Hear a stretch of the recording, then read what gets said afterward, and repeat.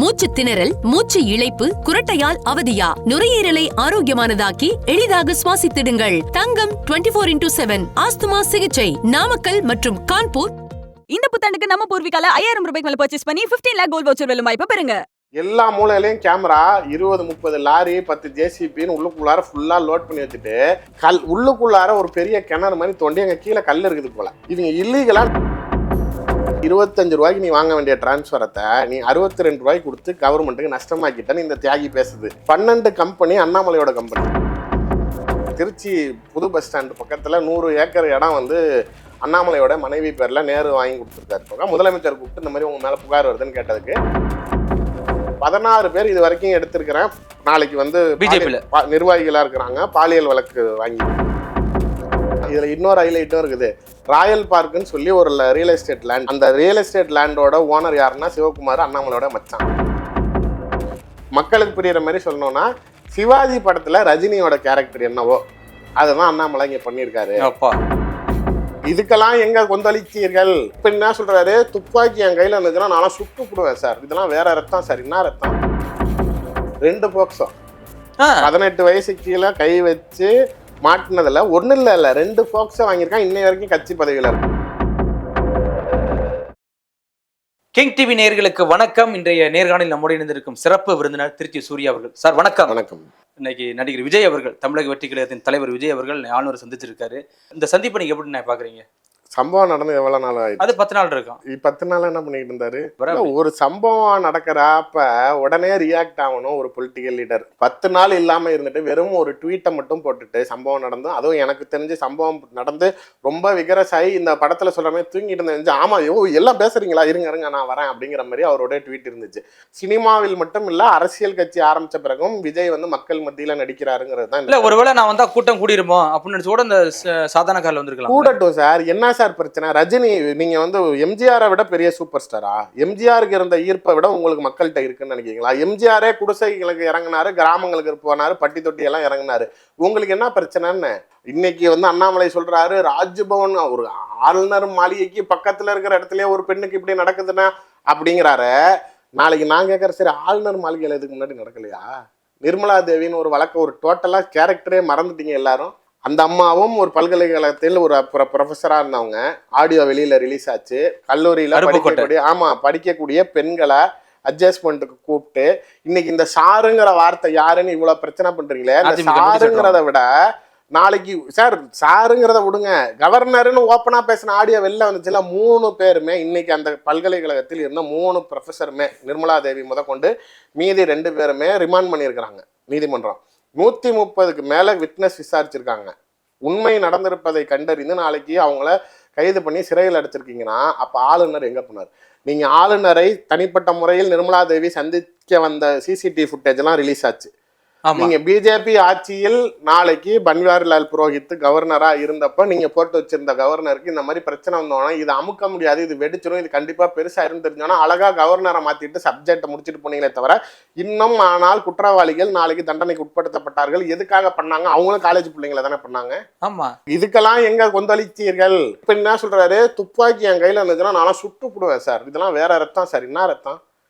மானங்கட்ட ரத்தம். நீ எஸ்பி ஆஃபீஸரா எஸ்பியா இருந்தீங்கல்ல, இப்போ இன்னைக்கும் பேசுறீங்கல்ல. நான் இது மாதிரி நான் எஸ்பியா இருந்தப்போ ஒரு கேஸ் பார்த்தேன், ஒரு பொண்ணை இந்த மாதிரி ஒருத்தர் ரேப் பண்ணி கொலை பண்ணிட்டான். நான் அந்த அக்யூஸ்டை கூட்டிட்டு போய் அவங்க அம்மா முன்னாடி நிப்பாட்டினேன்.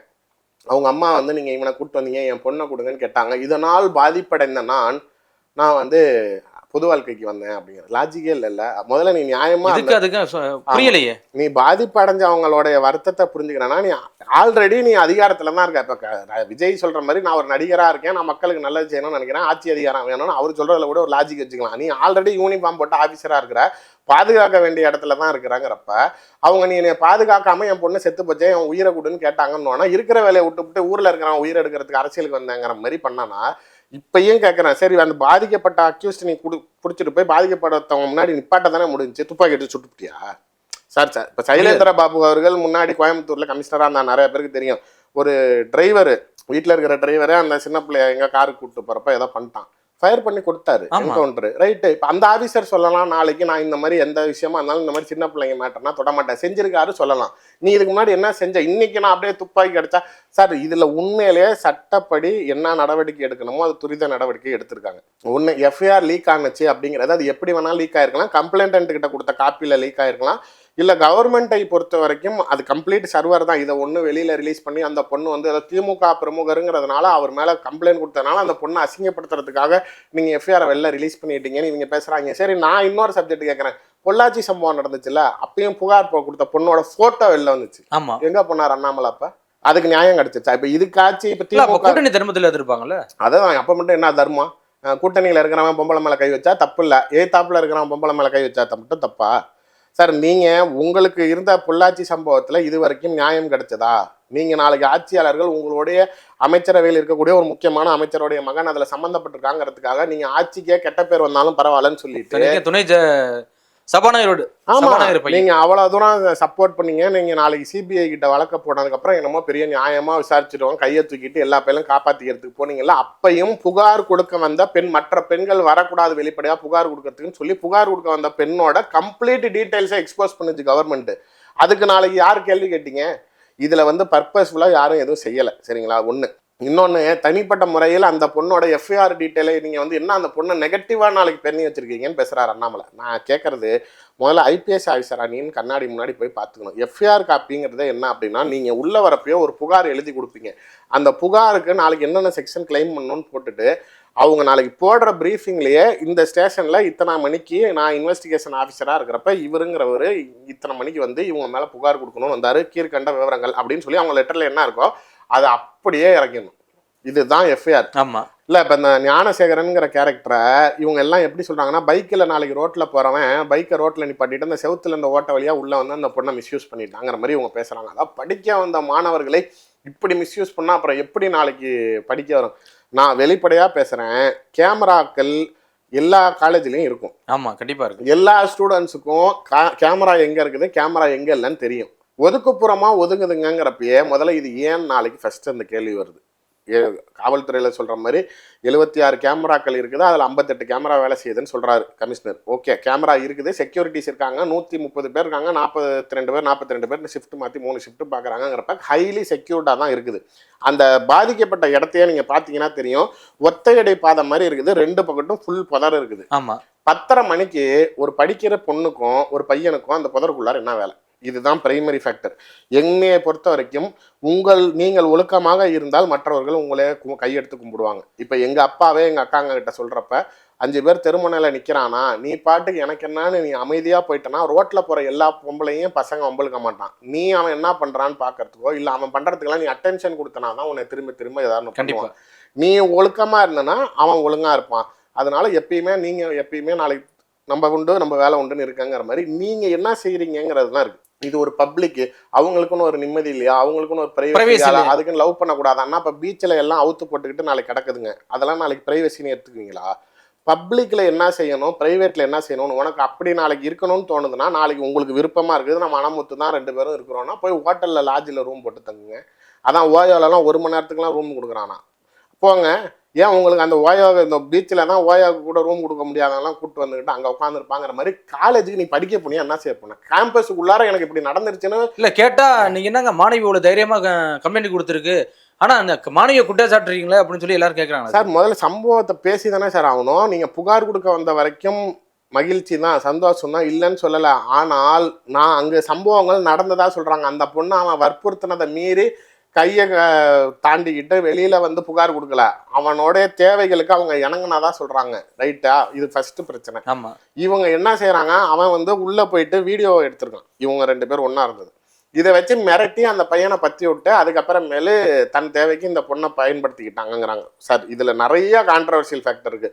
புகார் கொடுக்குறவங்க எப்பயுமே தனக்கு தேவையான சாதகமான விஷயத்தை தான் கொடுப்பாங்க. அதனால அதை தான் உண்மை, இதுதான் சம்பவம்னு நம்மளால பேச முடியாது. இதில் சில விஷயங்கள் நம்ம ஆராய்ஞ்சு தான் பார்க்கணுங்கிறப்ப, ஒன்று அந்த லவ் பண்ணுற பையன் ஒருத்தன் விரட்டி விடுறான் ஓடுறான்னா அவன் என்ன கேரக்டர்? அதானே, ஓடி போயிட்டு இன்னும் 4 பேரை கூட்டு வந்திருக்காங்க. அதுதான் இல்ல நம்ம சண்டை போடலாம். வெளியில கூட இல்ல, இப்ப ஈசிஆர்ல எல்லாம் நிறைய சொல்லுவாங்க, காட்டுக்குள்ளார பிரச்சனை நடந்துச்சு, விரட்டி விட்டான், ஒத்தையில போய் என்ன செய்வான் அப்படிங்கிற மாதிரி சொல்லுவாங்க. இங்கே கேம்பஸ்குள்ளார இருக்க நீ ஹாஸ்டலுக்கு போய் 100 பேரை கூப்பிட்டா கூட வரப்போறான். நீ முதல்ல ஓடுறவன் என்ன கேரக்டர், நீ ஆள் கூட்டு வராம இருக்கிறவன் ரெண்டாவது கேரக்டர். இது ஒரு பக்கெட்டு. இந்த பொண்ணு ஒரு வீடியோ வச்சுக்கிட்டு உங்ககிட்ட மிரட்டுற அளவுக்கு நீ அடி பண்ணிடுறனா, அப்ப நீங்க 2 பேரும் என்ன பண்ணிக்கிட்டு இருந்தீங்க? அதானே இந்த பொண்ணு நான் கட்டி பிடிச்சிக்கிட்டு இருந்தேன், முத்தம் கொடுத்துக்கிட்டு இருந்தேன்னு சொல்ற ஸ்டேட்மெண்ட்டுக்கே நம்ம போனா கூட முத்தம் கொடுக்கறதுக்கெல்லாம் நாளைக்கு ஒருத்தவங்க இணங்கிடுவாங்களா? பெஸ்டீஸ் சும்மா சொல்லிட்டு போலாமே, இது என் லவர், நான் கல்யாணம் பண்ணிக்க போறேன், முத்தம் தானே சொல்லிட்டு போலாமே. கட்டி பிடிச்சேன் முத்தம் கொடுத்தாங்கிறது சகஜம்னு சொல்றவங்க ஒரு வீடியோ வச்சு மிரட்டி அவன் சொல்றான்னு சொல்லி இவங்க நாளைக்கு இருக்கிற அளவுக்கு என்ன போகுது சார்? நான் தான் சொல்றேன்ல, ஃபேப்ரிகேட்டட் கம்ப்ளைண்ட்ஸ் எப்படி வேணாலும் கொடுக்கலாம். ஃபார் எக்ஸாம்பிள், விஜயலட்சுமியோடைய கடந்த கால பேட்டிகளில் அவங்க எதுவுமே பேசாமல் இருந்தவங்க திடீர்னு வந்து என் மாதவிடாய் காலத்தில் இவர் வந்து சீமான் வந்து என்னை செக்ஸ் டார்ச்சர் பண்ணார், கருக்கலைப்பு பண்ணாருன்னு திடீர்னு வருது ஸ்டேட்மெண்ட்ஸ்லாம். ஓகே, இதெல்லாம் வந்து இன்புட் பண்ண சொல்லுவாங்க அட்வொகேட்ஸு, கொஞ்சம் சிவியராக கேஸ் ட்ரிகர் நகர்வுக்கு என்ன பண்ணணும் பண்ணுவாங்க. இப்போ ஞானசேகரனை பொறுத்த வரைக்கும் நீ நாளைக்கு அவர் என்கிட்ட நெருங்கினப்ப எனக்கு மாதவிடாய் இருக்குது அதனால வராதிங்கன்னு சொன்னேன், ஆனால் அவர் என்னை ஓரல் செக்ஸ் பண்ண சொல்லி என்னை டார்ச்சர் பண்ணாருன்னு சொல்கிறாங்க எஃப்ஐஆர். ஆக்சுவலாக அது ரிவீல் ஆனதுனால தான் வெளில தெரியும்னு வச்சுக்கோங்க. இது நாளைக்கு சொல்கிறப்ப நான் எனக்கு இன்னொரு சந்தேகம் இருக்குது. இப்போ இவங்கிட்ட நீ இந்த கண்டிஷன்லாம் போடுற, எனக்கு கூட இருக்க முடியாது, நீ இருக்காத அப்படின்னு சொல்கிறதே முதல்ல தேவையில்லாத ஸ்டேட்மெண்ட். ஆமாம், நீ உனக்கு டைம் இருக்கலாம் அவன்கிட்ட ஏன் சொல்லணும்? நீ மீறிக்கிட்டு கத்திக்கிட்டு பிரச்சனை பண்ணிக்கிட்டு உன் கேம்பஸ் தானே 10 அடி நடந்தா வாட்ச்மேனா செக்யூரிட்டியா எங்கேயோ சார் அங்கே அமைதியா இருந்துரு சார். நைட்டு ஒரு சத்தம் போட்டா தெரிஞ்சிருக்கும்ல. 10:30 மணிக்கு உனக்கு புதருக்குள்ளார பிரதருக்கு புதர்ல என்ன வேலைங்குவான்ல, அது மாதிரி நீ கேட்டா உன் பிரதருங்கிற. 8:30 மணிக்கு நடந்தது சொல்றாங்க சார். சம்பவம் ஆனா 10:30 தான் நடந்ததா சொல்றாங்க. இவங்களை பொறுத்த வரைக்கும் சொல்றது 10 மணி கரெக்டா. அங்க சினாரியோ உள்ள பிளே பண்றப்ப இந்த சிசிடிவி ஃபுட்டேஜ் எல்லாம் பாத்துருக்காங்க. இந்த பைக்ல உள்ள வந்து அவன் வெளியாலும் கிடையாதுங்க. அவன் ஞானசேகரனுடைய மனைவி அண்ணா யூனிவர்சிட்டியில ப்ரொஃபஸரா இருக்குது. ஓ, அதனால அவன் ரெகுலரா வரப்போகான்னு இருக்கிறான். அவனுக்கு எல்லாமே தெரிஞ்சிருக்குது. அவன் ஒன்றும் செவுத்து வழியா வரணும்லாம் இல்லை, அவன் கேட் வழியா வந்தாலுமே அவன் ஒய்ஃப் அங்கே வேலை செய்யறதுனால எல்லா செக்யூரிட்டிக்குமே அவனை தெரிஞ்சிருக்குதுங்கிறப்ப இவன் இன்னும் தெரியாத அறியாத நபர் கிடையாது. தொடர்ச்சியாகவே இவனை நீங்க அஃபெண்ட் பண்றீங்க, இதே மாதிரி தான் அவன் நிறையா பண்ணாங்கிறதப்ப இவன் நிறையா பண்ணான்னு சொல்லாதீங்க. அப்ப அங்க இருக்கிற ஸ்டூடெண்ட்ஸுக்கு இதே புதற்குள்ளார இதே வேலையா தான் இருக்காங்கிறத முதல்ல ஒத்துக்கங்க. அண்ணா யூனிவர்சிட்டியில் படிப்பவர்கள்லாம் அண்ணாமரியா புனிதமானவர்னு நம்ம சொல்லிட முடியுமாங்கிற மாதிரி இருக்குது. நான் இதையும் நிறைய பேர் ரொம்ப தியாக பேச்சு பேசுகிறேன். நான் எல்லாத்துக்கும் சொல்கிறேன், 75% வெளி மாநிலத்தில் இருக்கக்கூடிய மாணவர்களை கொண்டாந்து இங்கே தமிழ்நாடுக்குள்ளார யூனிவர்சிட்டி சேர்த்துறது, பிரைவேட் டீம்டு பணம் வாங்குறது. என்னன்னா இந்த top 10 arts college engineering college பட்டியலில் நாளைக்கு வரத்துக்கு அடிச்சுக்கிறாங்க. அவங்க கூகுளில் தேடி பார்க்குறப்ப இந்த காலேஜ் தெரியுதா, கொண்டாந்து பிள்ளைய நல்ல காலேஜில் படிக்க வைக்கணும்னு அதர் ஸ்டேட்ஸ்லேருந்து ஆந்திரா, கர்நாடகா, கேரளான்னு எல்லாம் மகாராஷ்டிரா, டெல்லியிலேருந்துலாம் வந்து படிக்குதுங்க. வந்து கொண்டாந்து விட்டுட்டு போயிடுறாங்கல்ல. இந்த 75%ஓட பேரண்ட்ஸ் எல்லாம் வேறு இடத்துல இருக்கிறனால நம்மளை யார் கேள்வி கேட்க போகிறான்னு சொல்லி அதுங்க கம்ப்ளீட்டாக லைஃப்பை ஃப்ரீக் அவுட் பண்ணுதுங்க. ஹாஸ்டலுக்கு காலேஜுக்கு டோக்கர் அடிக்கிறது, ஹாஸ்டல்லே தங்காமல் இருக்கிறது, பசங்களோட சுற்றுறது, போகிறது, சரக்கு அடிக்கிறது, இந்த மாதிரிலாம் ஓடுறப்ப இங்கே இருக்கிற நம்ம ஊர் பிள்ளைங்களும் ஹாஸ்டலில் படிக்கிற பிள்ளைங்க இந்த பிள்ளைங்களோட சேர்மானங்கள்னால ஒரு சில பிள்ளைங்களோட லைஃப் மாறிடுது. வெளிப்படையாகவே இப்போ என் பிள்ளைங்களாம் நாளைக்கு கொண்டாந்து நீ சென்னையில் காலேஜில் போடுவியான்னு கேட்டால் நான் போட மாட்டேன். ஏன்னா நம்ம கிட்ட கைக்குள்ளாரியா இருக்கிறத விட சென்னையில் கொண்டாந்து விட்டா, நான் வெளிப்படையாக சொன்னேன், வெளிநாட்டுக்கு அமிச்சா கூட பிள்ளைங்க ஒழுக்கமாக இருக்கும், சென்னைக்கு கொண்டுட்டு வந்தால் சோழி முடிஞ்சுங்கிறது தான் நாளைக்கு இங்கே இருக்கிற நிலவரம். ஒரு கல்லூரியில் சென்னையில் காலேஜ் கேம்பஸ் பிளாக்லயே 5 ரூபா காயின் போட்டா காண்டம்ஸ் வர மிஷின் வச்சிருக்கோம். இப்பயும் இருக்கு. நான் இது ஆக்சுவலா இன்னொரு இன்டர்வியூல சொல்லிக்கிட்டு இருந்தேன். அப்ப நெறியாளர் எந்த காலேஜ்னு சொல்லுங்க அப்படின்னு சொன்னார். நாங்க பேசிக்கிட்டு இருக்கோம், அங்க கேமராமேன்ங்க 2 பேத்துக்குள்ளார அந்த காலேஜ் பேர் சொல்லி அந்த காலேஜை தான் சொல்றேன், நானே பார்த்துருக்கேன் அப்படின்னு பேசிக்கிறாங்க. இதுதான் மேட்ரு. இது ஒரு காலேஜ்ல இருக்கு சார் காண்டம் வச்சிருக்கிறாங்க. மேனேஜ்மெண்ட்ல நான் கேட்டேன், என்னங்க இதெல்லாம் வச்சிருக்கீங்க? அட என்னத்தையா பண்ணி தொலைகிற நாங்க இதை போட்டு தொலையிட்டு, இல்லைன்னா நம்ம தலையில வந்து ஏதாவது பிரச்சனை விடுதுங்கிறாங்க. இதை விட இன்னொரு ஹைலைட் இருக்கு. இன்னொரு கேம்பஸ் இருக்கு. அங்க கேம்பஸ்க்குள்ளார ரோடு பிரியும், அங்க மேப் இருக்கும், எங்க எந்த பில்டிங் இருக்குன்னு யாரும் குழம்பிடக்கூடாதுன்னு. அந்த மேப்ல டாஸ்மாக் எங்க இருக்குன்னு இருக்கு. அந்த காலேஜுக்குள்ள, அந்த காலேஜ் கேம்பஸ் பேக்கெட்டே போனால் ஒரு டாஸ்மாக் இருக்குதுங்க.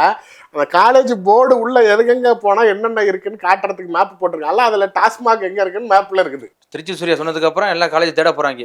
இருக்குது. அதெல்லாம் படிக்கிறவங்க எல்லாத்துக்குமே, யங்ஸ்டர்ஸ் பேட்ச் எல்லாத்துக்குமே தெரியுது. நான் தான் சொல்கிறேன்ல, நீங்கள் சரி கஞ்சா புழக்கத்தை கட்டுக்குள் கொண்டுட்டு வர சென்னை மாநகரத்தில் தீவிரப்படுத்தப்படுது. ஆனால் எங்க இருந்தோ ஸ்டாக் வந்துகிட்டே இருக்கு, ஆனால் படிக்க முடியலன்னு ஒரு தனியார் கல்லூரிக்குள்ளார நாளைக்கு ரைடு ஏறுது. அதுவும் ஒரு போலீஸ் 2 போலீஸ் இல்லை, 500 போலீஸுக்கு மேலே ஏத்துறாங்க. அங்க இருக்கிற ஹாஸ்டல் லாட்ஜ் ரூம் எல்லாத்துலயும் கஞ்சா சிக்குது. அங்க மத்த போதை எல்லா ஸ்டாக் ஃபுல்லா பசங்க தான்.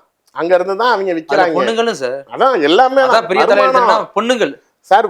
10,000 இன்னைக்கு சாதாரணப்பா 20,000 30,000 ஒரு பிள்ளைங்க ஒரு நாளைக்கு செலவு பண்ணுதுன்னா இதெல்லாம் நீங்க வீட்டில் கேட்டால் விளக்கமாத்தால வெளுப்பாங்க. வேற அதுங்களுக்கு 2வது நம்பர்ல பணம் வரணும், வேற ஏதாவது சோர்ஸ்ல பணம் வரணுங்கிறப்ப எந்த தொழில் கிடைச்சாலும் பரவாயில்ல பணத்துக்குன்னு இறங்கிருதுங்க சார். இதுதான் இன்னைக்கு இருக்கிற லட்ச லட்சமா கொட்டி அந்த காலேஜில் சீட் வாங்கியிருப்பாங்க. கரெக்ட். இப்ப இதுதான் காலேஜில் படிக்கக்கூடிய மாணவர்கள் எல்லாம் தூய்மையானவர்கள், இளைஞர்களை பார்த்து நீங்கள் இப்படி கேள்வி கேட்கலாமா, அந்த பெண்ணை நீங்கள் தவறாக சித்தரிக்க பார்க்கிறீர்கள்ங்கிறதெல்லாம் ஏத்துக்க முடியாது.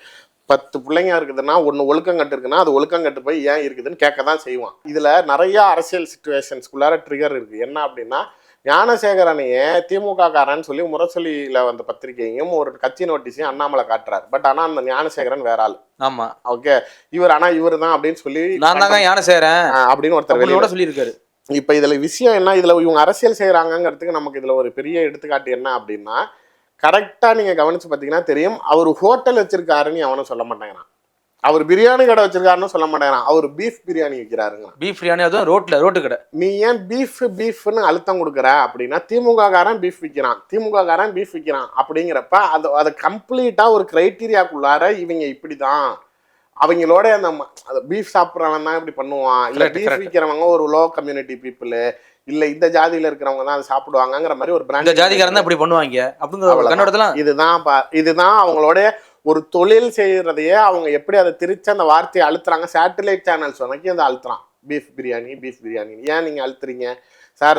உண்மையிலேயே அவன் பண்ண தப்பு தான், அவனை நியாயப்படுத்துறதுக்கு யாரும் இல்லை. நீங்க திமுக காரன்னு சொன்னா கூட இருந்துட்டு போட்டோம், அதனால திமுக அவனை நாளைக்கு லூசன்ஸ் விட்டுருச்சா, அவனை அப்ஸ்காண்டாக விட்டாங்களா, இல்லை எஃப்ஐஆர்ல நாளைக்கு டைலூட்டட் கேஸ் போட்டு அவனுக்கு ஈஸியாக பெயில் கிடைக்கிற மாதிரி பண்ணியிருக்காங்களா? எதுவுமே கிடையாது. 4 மணிக்கு புகார் வாங்கப்படுது, நைட்டே சிசிடிவி சிடிஆர் டவர் லொக்கேஷன் எல்லாத்தையுமே எடுத்து காலையிலேயே நாளைக்கு எஃப்ஐஆர் வெள்ளனா போட்டு 10 மணிக்குள்ள ரிமாண்ட் பண்ணிடுறாங்க. இதுல என்ன நாளைக்கு நடவடிக்கை எடுக்கலன்னு எல்லாம் தாட்டு புட்டுன்னு கத்துறீங்க.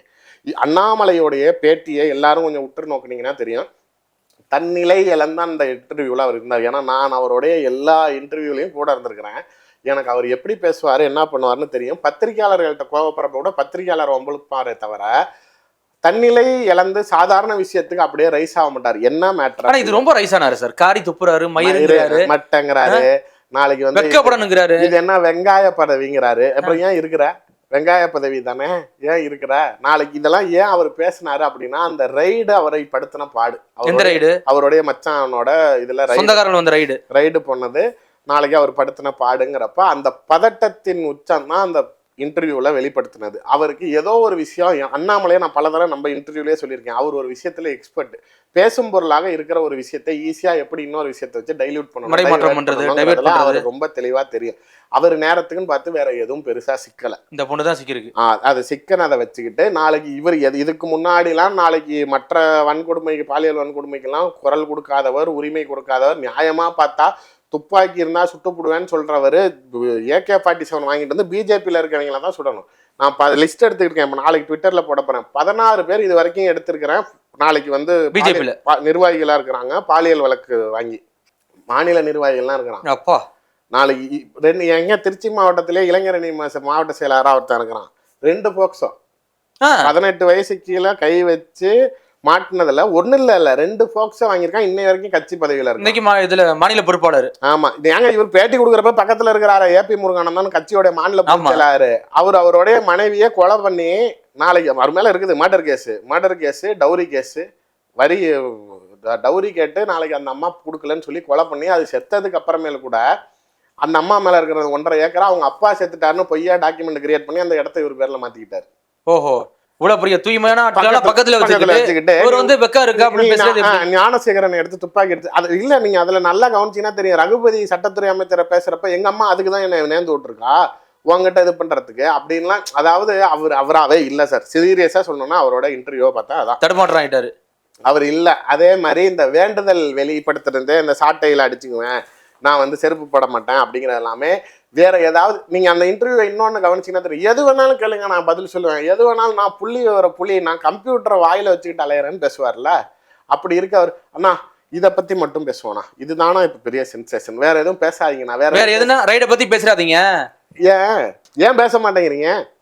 அதுக்கு முந்தின நாளே மாட்டிக்கிட்டாரு, கோயம்புத்தூர்ல கேள்வி கேட்கறாங்க பதில் சொல்ல முடியல, சென்னையில் வந்து கேள்வி கேட்குறாங்க, கோயம்புத்தூர்ல நீ பதில் சொல்லுங்கிறதுனால தான் சென்னையில் கேள்வி கேட்குறாங்க. இங்கே ஆரம்பிக்கிறப்ப கோயம்புத்தூர்லேயும் இந்த கேள்வி கேட்டாங்க, இருந்தாலும் நான் இங்கே பதில் சொல்கிறேன்னு சொல்லிட்டு இவ்வளோ நாளா ஜாமீன் அமைச்சர்னு சொல்லிட்டு இருந்த செந்தில் பாலாஜி இப்ப மட்டும் பங்காளி ஆயிட்டாரு. அது எப்படி? ஜோதிமணி அக்கா வீட்டுல இருந்து சாம்பார் எனக்கு கொடுத்து விடுவாங்க, நாங்க ரசம் கொடுத்து விடுவோம். எம்ஆர் விஜயபாஸ்கரும் நானும் ஒரே குலதெய்வம் சாமிக்கு கோயில் கும்பிட போவோம். சக்கரபாணி என்னோட சம்பந்தமாங்கிறாங்க. அப்படிலாம் பேசுனா கேள்விக்கு பதிலுங்க. இவ்வளவு நாளைக்கு நான் தான் ஃபர்ஸ்ட் எக்ஸ்போஸ் பண்ணேன். செந்தில் பாலாஜியும் அண்ணாமலையும் சொந்தக்காரவங்க, பங்காளிங்க முறை தான் வேணும், அவங்க அம்மாங்க 2 பேருமே ஒன்று விட்ட தங்கச்சிங்க அப்படின்னு நான் தான் சொல்லியிருக்கேனே தவிர இது வரைக்கும் அவர் வாயால் என் சொந்தக்காரன்னு எங்கேயுமே வெளியில சொன்னதில்லை. ஊழல் அமைச்சர், தகுதி இல்லாதவர், இவரெல்லாம் ஒரு ஆளா, வாயா போயா, நல்ல அம்மா அப்பாவுக்கு பிறந்திருந்தா கேசு போடியான்னு அப்படி ஆக்ரோஷமா பேசுறவர், 10 ரூபா அமைச்சர்னவர், ஜாமீன் அமைச்சர்னவர். இன்னைக்கு ஏன் பங்காளிங்கிறீங்க சொல்லுங்க? ஏன்னா நாளைக்கு இப்ப சொல்லுங்களேன், நாளைக்கு இன்னைக்கும் டெல்லியில இருக்கிறாரு. இப்ப நம்ம பேட்டி கொடுத்துக்கிட்டு கூட டெல்லியில இருக்கிறாரு. 3 தடவை இது வரைக்கும் டெல்லிக்கு போயிட்டார். லண்டன்ல இருந்து வந்து 3 தடவையும் அமித்ஷா தன்னை சந்திக்க மறுத்து விட்டார். RN ரவி 2 நாளைக்கு முன்னாடி அண்ணாமலை பார்த்தாரு. அப்ப போய் RN ரவி கிட்ட அமித்ஷா கிட்ட என்ன சொல்லணும்னு சொல்லி அண்ணாமலைகள் சில தகவல் சொல்ல போகதான் அதை RN ரவி போய் சொல்றதுக்கு அமித்ஷாவையும் சந்திச்சார். அதுவும் ஊடகத்துல வந்துச்சு. அப்பையும் அவர் போய் சந்திச்சதுக்கு அப்புறம் அடுத்த நாள் அவர் திருவண்ணாமலை வரதா இருந்துச்சு, ப்ரோக்ராம் கேன்சல். ஆமா, அமித்ஷா. அப்ப என்ன அர்த்தம்? ஒன்னு அவங்க ஏற்க மறுக்கிறாங்கன்னு அர்த்தம். ஏற்க மறுக்கலன்னா எது சார்? பதவி எடுத்துட்டு போலாம்ல, பிஜேபி ஆளா கிடையாது, எடுக்கதான் போறாங்க சார். அரவிந்த் மேனனை பொறுத்த வரைக்கும் இங்க மேலிட பொறுப்பாளரா ஒருத்தர் போட்டிருக்காங்க, அரவிந்த் மேனன் சொல்லிட்டு. அவர் தான் இங்க பெரிய வித்தகரை. இப்ப இந்த விஷயத்துக்கு பிளேவே அவர் தான்.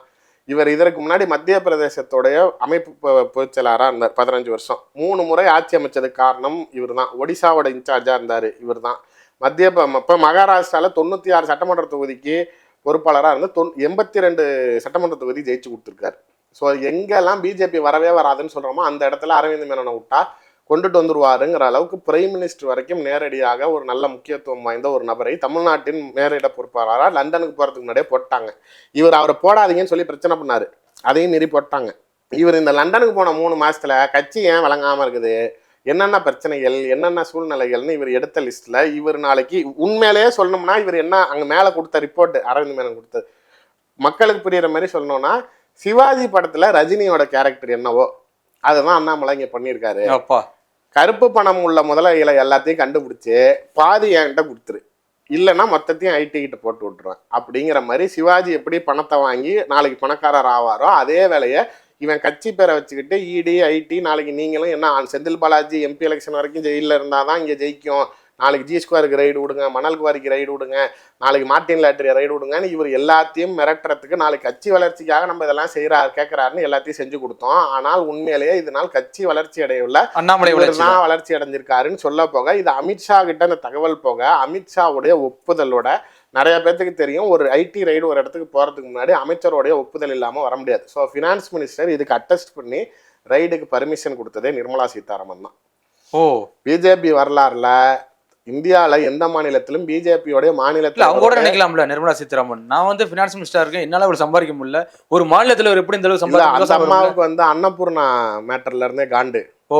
ரூம்ல கூப்பிட்டு மன்னிப்பு கேட்டதுக்கு இவர் லண்டன்ல இருந்துகிட்டு ட்வீட் போட்டு நான் அன்னபூர்ணா சீனிவாசன் கூப்பிட்டு மன்னிப்பு கேட்டேன் அப்படின்னு சொல்லி சொன்னாங்க.